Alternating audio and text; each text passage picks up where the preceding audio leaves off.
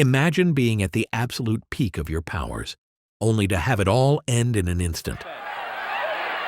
That's what happened to Salvador Sanchez on August 12, 1982. The WBC featherweight champion was just 23 years old when he was found mangled in his Porsche on a Mexican highway, ending a career that many believe would have been the greatest in featherweight history. But here's where it gets strange. The details of the crash don't line up. Some reports claim his car was rear-ended by a truck. Others describe a head-on collision. Was it really just a tragic accident? Or was there something more sinister at play? In a sport filled with tragic endings, Sanchez's death stands out not just for its timing, but for the questions that continue to surround it. What really happened on that road? The official story might not be the full story. Santiago Tianguistenco isn't exactly the kind of place you'd expect to produce a boxing legend. As long as Sanchez keeps moving either side of Lopez, he's in no danger. It's a small town in Mexico where kids didn't grow up dreaming of championship belts in Madison Square Garden. But that's where Salvador Sanchez was born on January 26, 1959, a skinny kid whose frame didn't suggest the kind of physical intimidation you typically associate with fighters. At 13, he first stepped into a boxing gym, his tall, slender frame looking almost out of place among the stockier fighters. But something clicked. His coach recalled how young Salvador would stay hours after others left, shadowboxing in front of mirrors, perfecting the defensive moves that would become his signature. He won all 9 of his amateur bouts, showing early signs of the tactical genius that would later define him. Salvador grew up in modest circumstances with his parents, Felipe and Maria, and 4 siblings. The family's economic situation wasn't ideal, and boxing offered something precious to a young man from rural Mexico: opportunity. Boxing became his ticket to a better life, so in 1975, at just 16 years old, Salvador turned pro.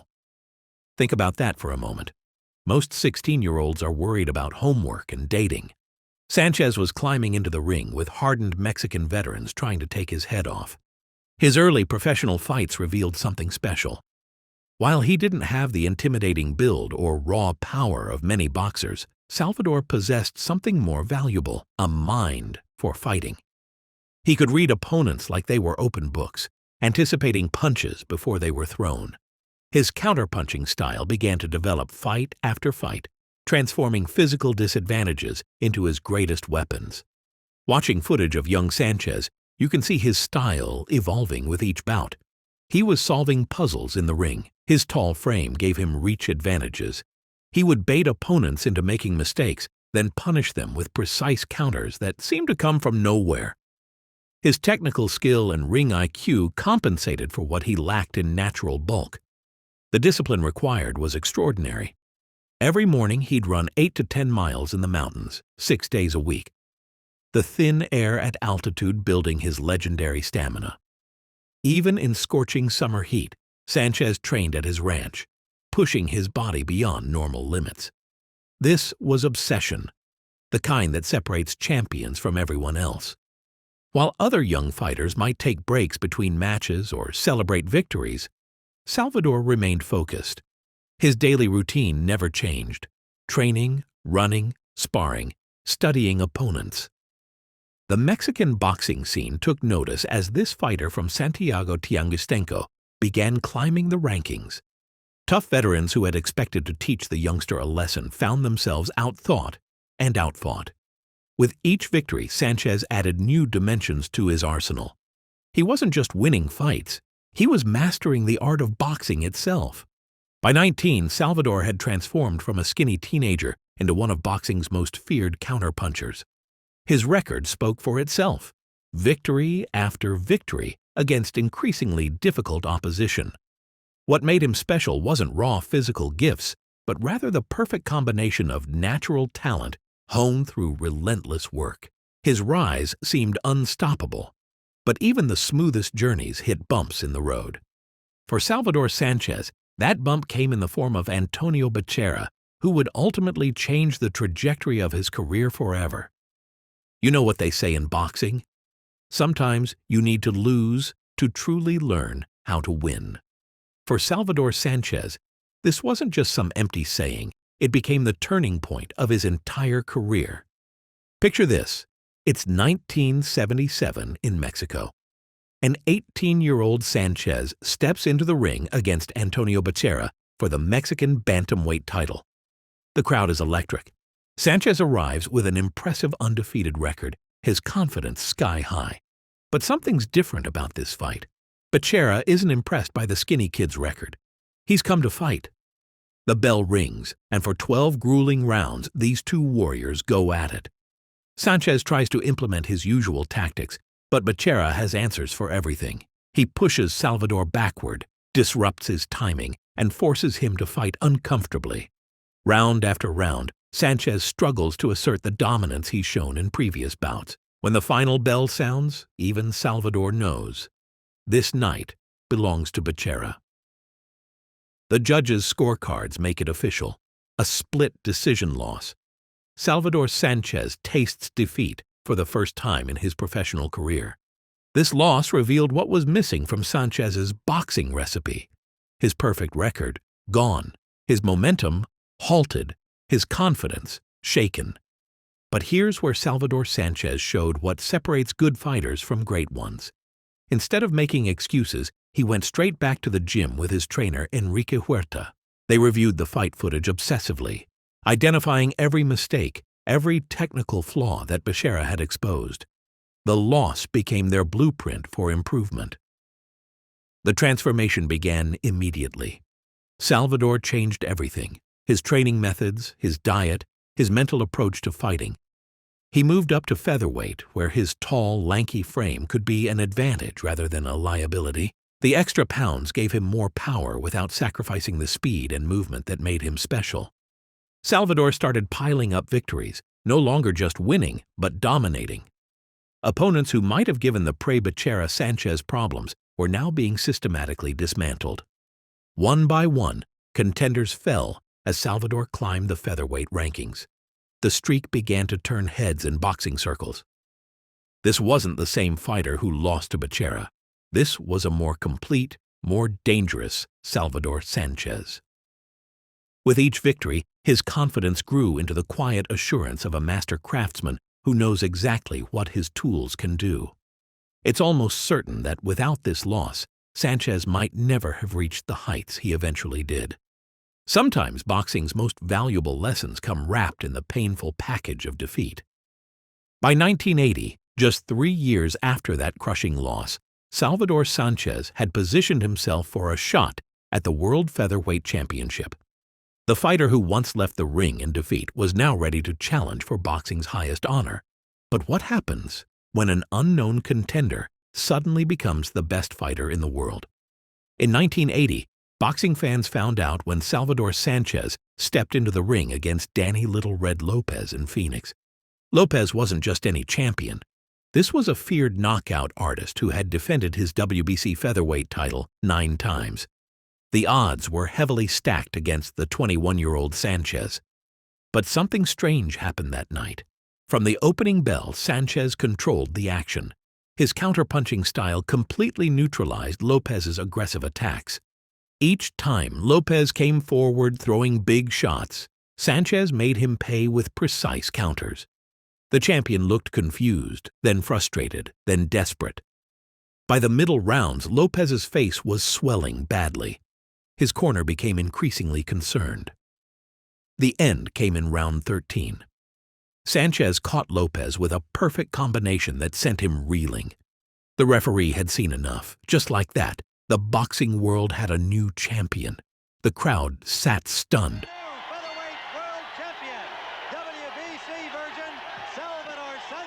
This wasn't supposed to happen. Lopez was meant to crush him. Instead, Sanchez had dismantled him with surgical precision. The aftermath was fascinating. Writers scrambled to learn more about this mysterious Mexican fighter who had just dethroned a dominant champion. Promoters who had previously ignored Sanchez now lined up with offers. The boxing community reassessed everything they thought they knew about the featherweight division.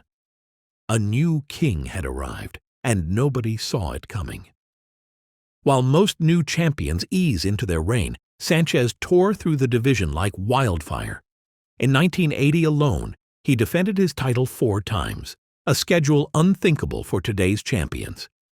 After beating Lopez, he cut through Ruben Castillo, crushed Lopez again in a rematch, then dispatched Patrick Ford and future champion Juan Laporte, all within months.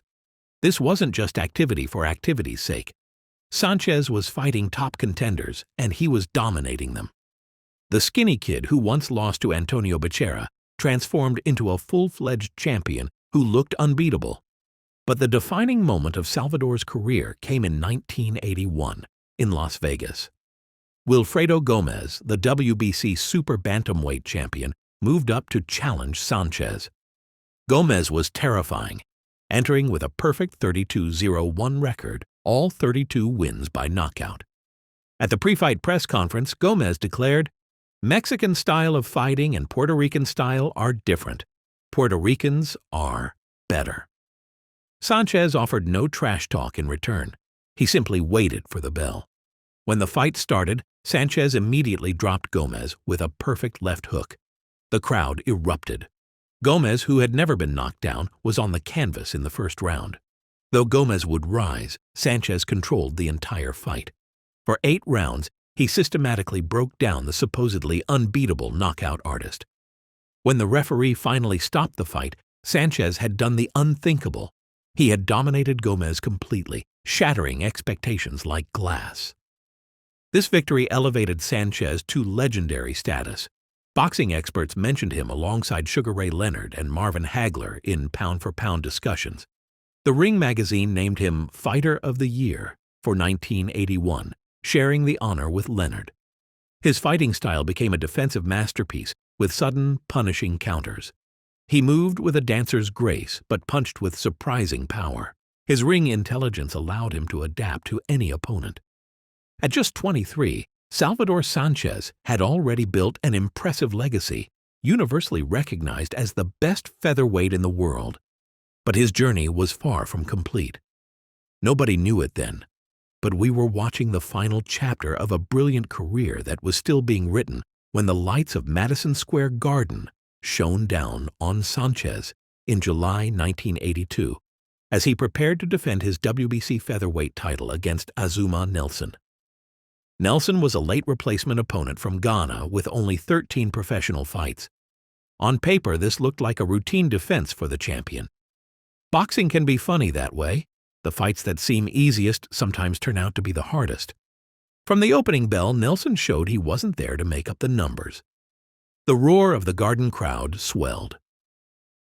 For the first few rounds, Nelson outworked the champion, landing punches that had fans gasping. Sanchez found himself in unfamiliar territory, losing rounds, getting hit with punches he normally slipped.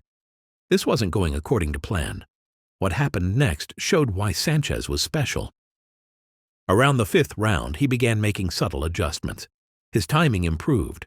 His footwork became more precise. He started catching Nelson coming in, making him pay for his aggression with sharp counters. The fight transformed from a potential upset into a master class in mid-fight adaptation. This wasn't just a champion surviving a tough challenge. This was a genius at work, solving problems in real time. By the championship rounds, Sanchez had taken complete control. Nelson, brave but exhausted, was running on heart alone. In the 15th and final round, Sanchez unleashed a series of combinations that dropped the challenger. The referee stopped the fight, and Sanchez retained his title.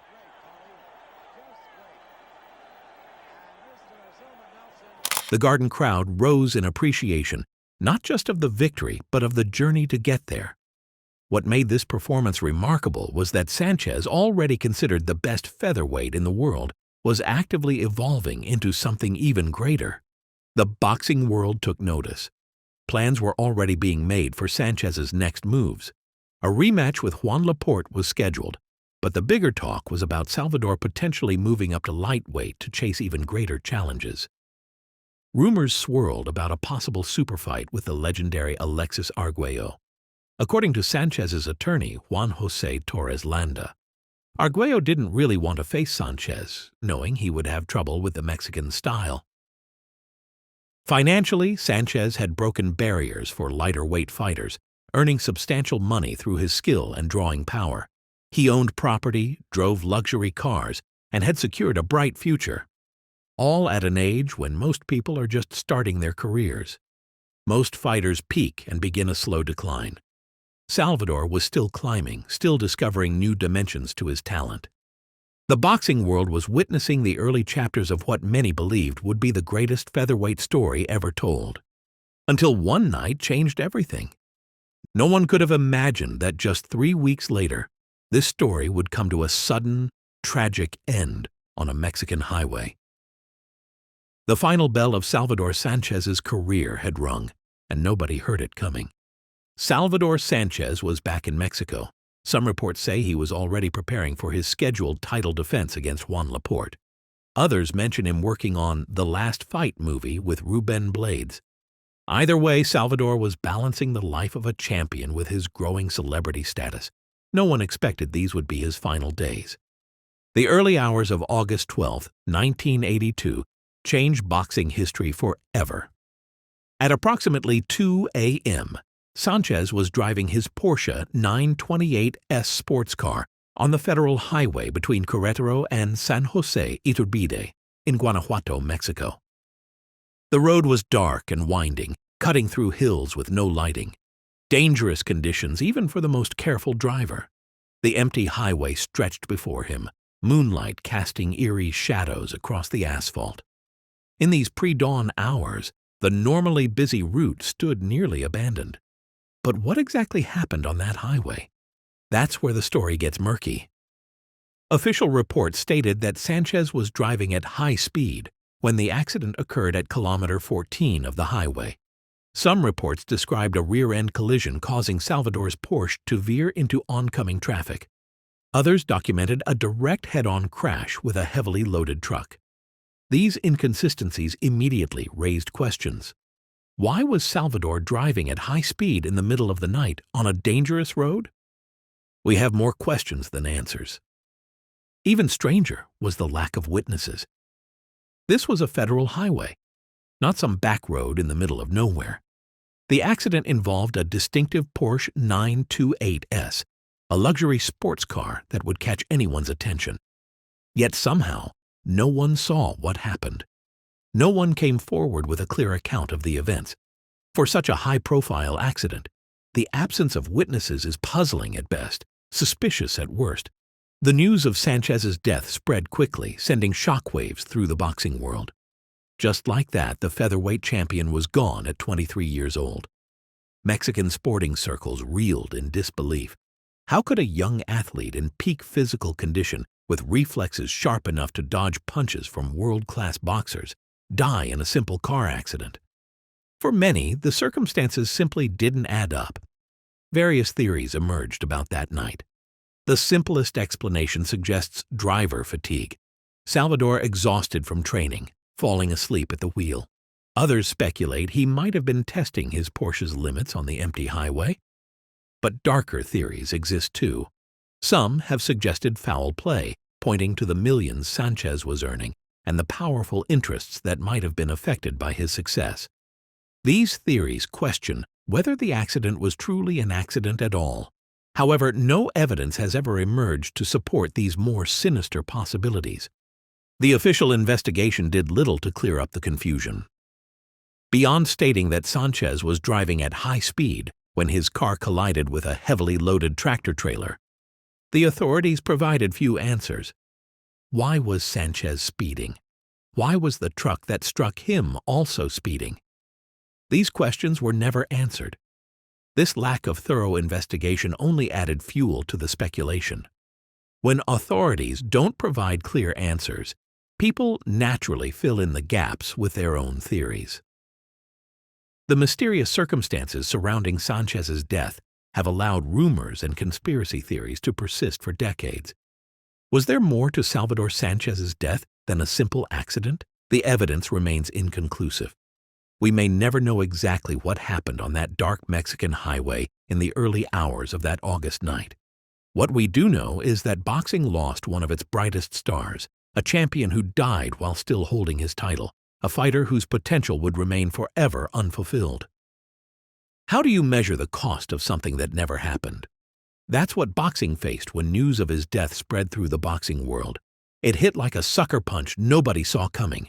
Fighters cried, promoters canceled press conferences, fans gathered outside arenas in Mexico City, holding candles and sharing stories of the champion they'd just lost. The boxing world lost a once-in-a-generation talent whose story had barely begun. Salvador Sanchez died with a professional record of 44-1-1 with 32 knockouts at just 23 years old. Most fighters are just getting started at that age. He'd already beaten the best featherweights in the world and was talking about moving up in weight to face even bigger challenges. The great Alexis Arguello was mentioned as a future opponent. Salvador was just getting started, and yet his legacy was already secure. Now imagine what 10 more years might have looked like. Boxing experts have tried. Many believe Salvador could have moved up through at least 2 more weight classes. His frame could have carried 135 pounds easily. Some think he might have eventually fought at 140. How many more world titles would he have won? How many more great champions would he have defeated? These questions haunt boxing to this day. Boxing historians rank Sanchez among the all-time greats despite his short career. The Ring magazine placed him at number 24 on their list of the greatest fighters of the past 80 years, higher than many champions who fought for a decade or more. Some experts believe that, had he lived, Salvador might have climbed into the top 10 or even top 5 fighters of all time. His technique was that perfect, his mind for boxing that sharp. The boxing world formally recognized Salvador's greatness in 1991 when he was inducted into the International Boxing Hall of Fame. This wasn't just a sympathy vote for a life cut short. This was acknowledgement of true greatness. The mystery of Sanchez's death has become part of his legend. The unanswered questions about how he died have amplified the tragedy of what boxing lost. In boxing, fighters typically leave the sport beaten, broken, or diminished versions of themselves. Salvador Sanchez left at his peak, undefeated in death, forever young in our memories, and forever making us wonder what might have been. Every year, the people of Santiago Tianguistenco honor their fallen champion with a 4-day celebration. They haven't forgotten him, and neither have we. His statue stands in his hometown, a permanent reminder of the hero who put their small community on the map. The story of Salvador Sanchez contains another sad chapter most people don't know about. Despite earning millions during his championship reign, his family faced financial hardships after his death. The money disappeared mysteriously, leaving his loved ones without the security his success should have provided.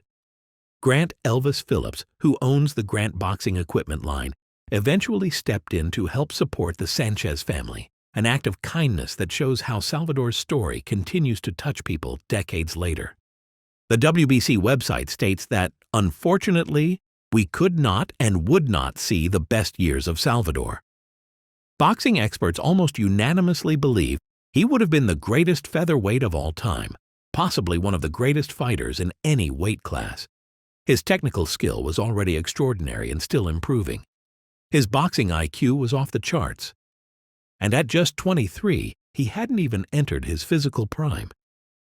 When that Porsche crashed on the Mexican highway, boxing lost a champion whose story had barely begun. The real tragedy isn't just what was, but what could have been.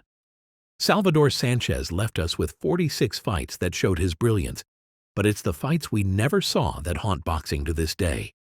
A 23-year-old champion with a 44-1-1 record, taken at the absolute peak of his powers. His legacy extends beyond achievements to unfulfilled potential. He died while wearing the crown, forever young in our memories. The mystery of that crash on a dark Mexican highway deepens his legend. A brilliant light extinguished too soon, leaving boxing's greatest what-if unanswered. Some champions fade away. Salvador Sanchez never got the chance. So what do you think? Was his tragic end an accident, or was there something more going on? What could Salvador Sanchez have achieved if he had lived? Leave a comment below and let us know. And while you're at it, Don't forget to hit that like and subscribe button to help us create more content like this for you in the future. See you in the next one.